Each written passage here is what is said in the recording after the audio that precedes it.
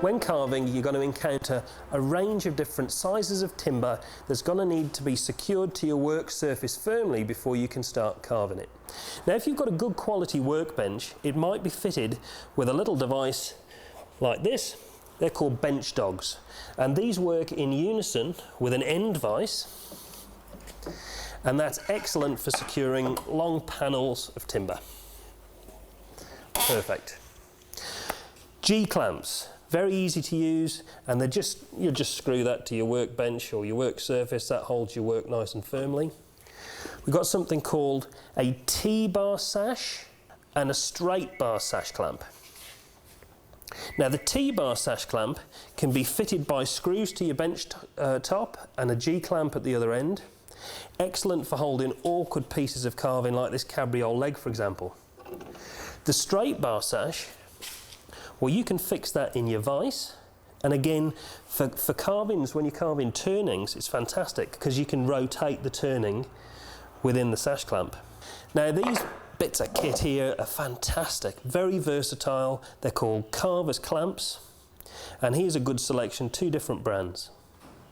This one is secured to your workbench by 4 screws.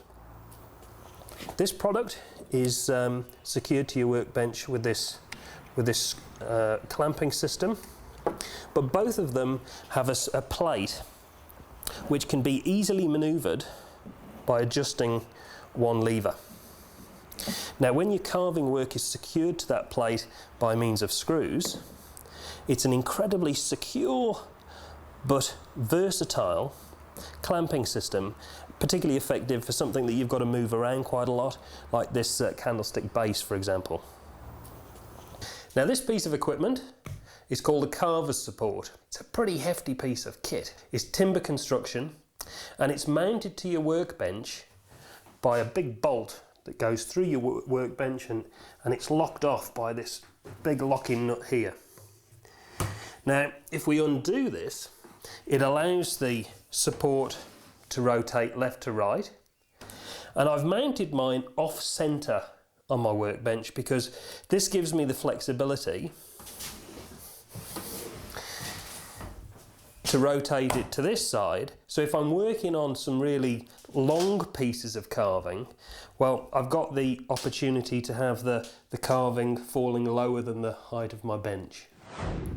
Now, this platform here, your carving platform, it can be raised in height and rotated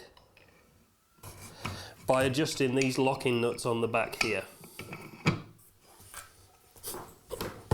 The thing I love about this system is that, well, no matter what size piece you're working on, what depth of timber, you can adjust the height of your carving support as opposed to the height of your workbench. Even when working on some fairly hefty pieces like this, when used in coordination with the bench screw,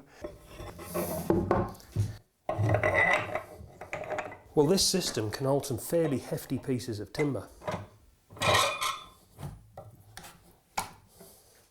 Now, I might just tell you, she's not just having a bad hair day, but I'm gonna model her hair in clay, and then that's going to be cast in glass, along with a nice off-the-shoulder gown that's going to be draped around her. But again, great carving support. Now, here's the really clever thing, because if you add this component, which is called a flat carver's support, again through a bolt, with a bolt,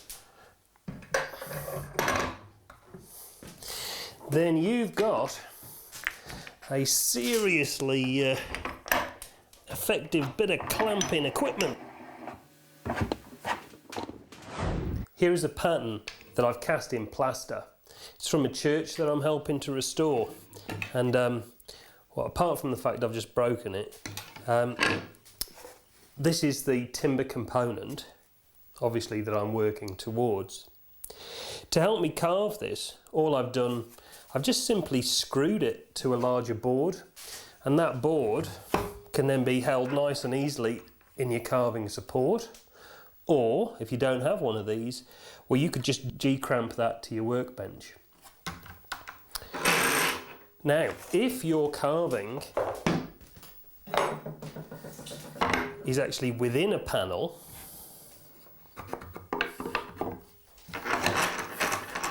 then you can just hold your carving directly in the carving support like so. Now here's a great carving support system which can be just held directly in your workbench vise. And when used again in combination with the bench screw,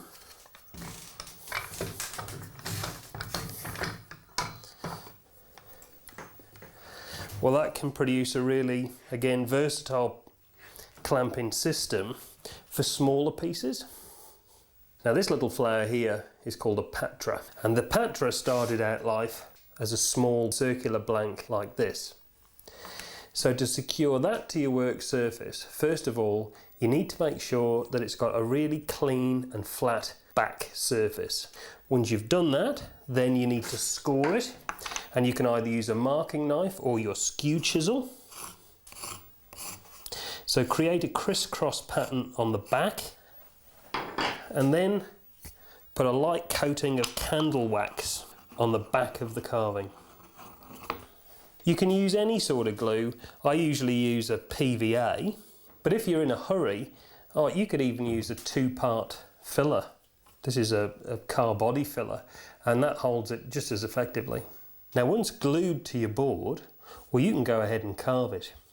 And on completion, you're going to need a very thin palette knife. Very gently ease the thin palette knife between the carving and the board, and hopefully it should flick up.